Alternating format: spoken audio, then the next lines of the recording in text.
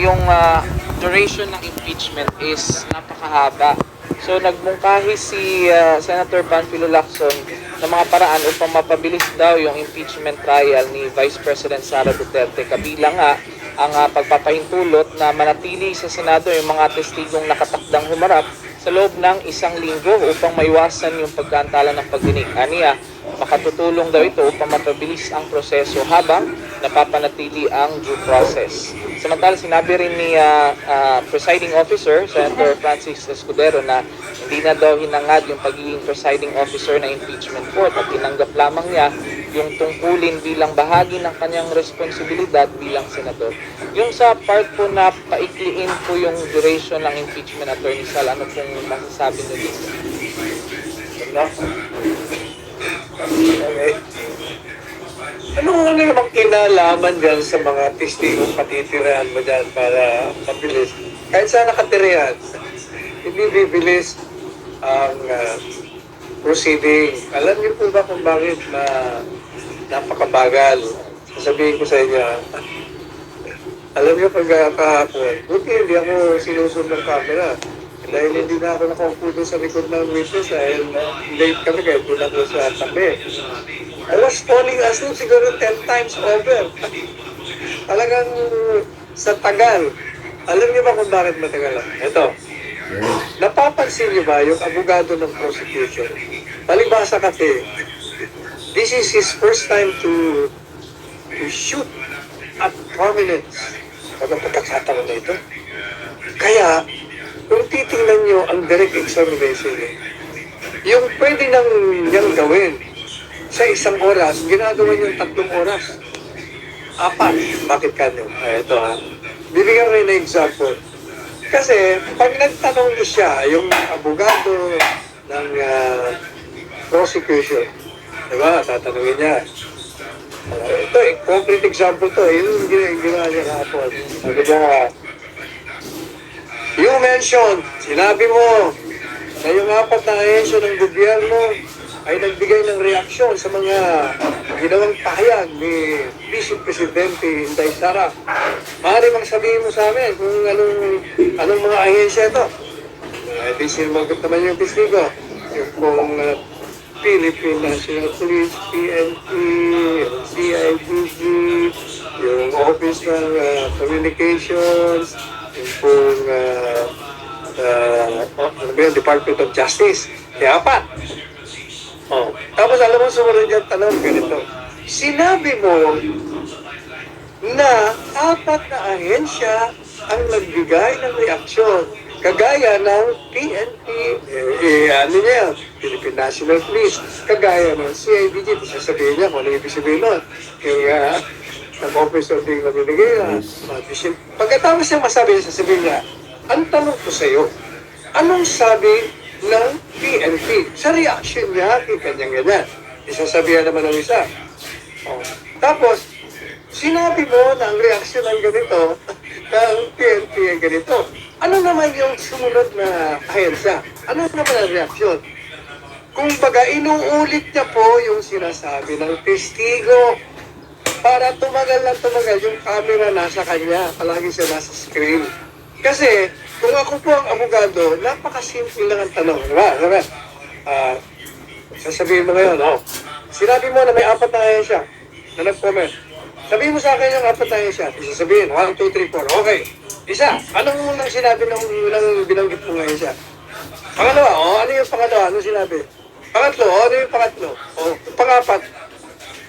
In just I think 2-3 minutes, tapos yun. Pero dahil sa style niya, abutin ka ng siyam-siyam. Ganun kung bakit nagtatagal. Hindi marunong itong ganun. Either hindi siya marunong na magtanong, dahil gano'n lang yung estilo niya Kasi pag veterano kang abogado, marunong ka nang magpaikli ng mga tanong mo yun, direct to the point.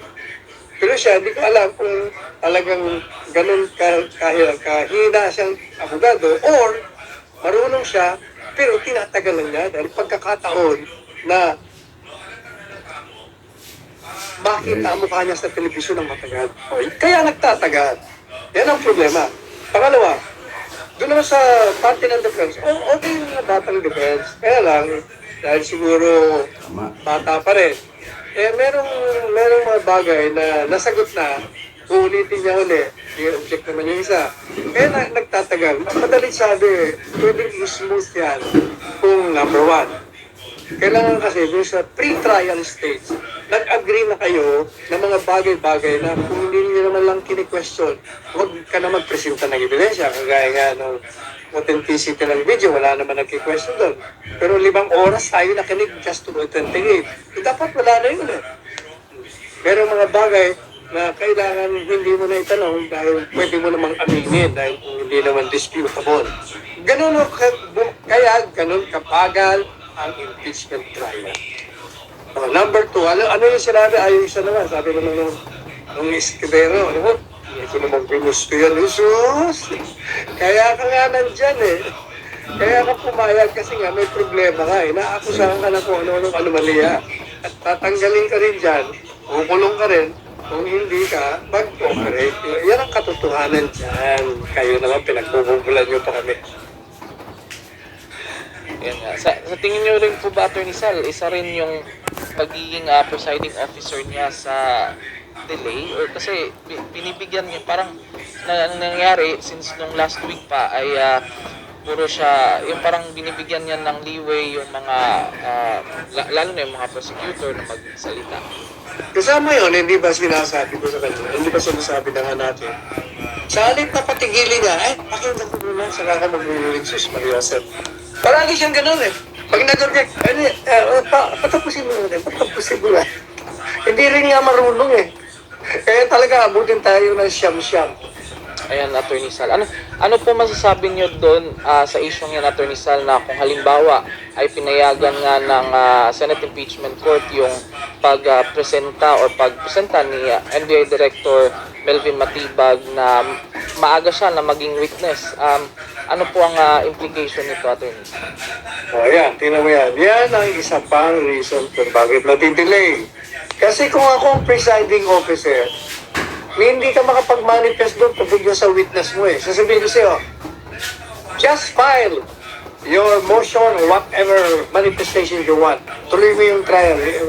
Huwag nyo kaming istorbin sa problema nyo sa pag-present ng testigo nyo.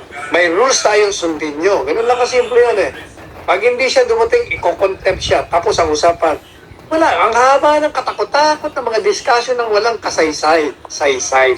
Yan ang problema. Parang pareho hindi marunong eh. Ano mo pa, pag-aaksayan mo ng panahon yun, i-contempt mo si Matibag at kahit na sinong witness. Kasi yung mga excuses na ganyan, kalokohan yan. Gaya ng sinabi ng senador, teka muna, ikaw naman may deputy, may assistant, pwede ka naman magpapunta ron. Ang mahalaga, kung ikaw talagang hukuman na totoo, pag ikaw sinumpi na, hindi ka pupunta, contempt mo agad yan. Hindi na dapat pinag-uusapan. Manifestation, kesa panin mo pa yung suot. I-file mo na lang, tapos ang usapan, huwag mo istorbe ng direct examination o cross-examination ng proceeding today. Ganun dapat ang mga presiding officer. Pinag-aksaya nila ng panahon ng walang kakwenta-kwentang bagay. May rules na nga eh. Pero yung sa isang regular court, Attorney Sal, hindi talaga pwedeng mag-request sa isang witness na maaga siya magpresenta ng kanyang testimonya. Basta, nakalagay sa rules, kung magpipresenta ka, na wala doon sa napag-usapan yun, bigyan mo ng notice. Kaya, madalas sabi, hindi na dapat pinag-uusapan yan. Merong pre-trial, nalagay mo doon, sino mga testigo mo. Tapos, schedule naman ng court. Ito, ganito, para sa inyo ito, presenta niya. Pag hindi kayo presenta, wala na yan. Kalimutan niyo na.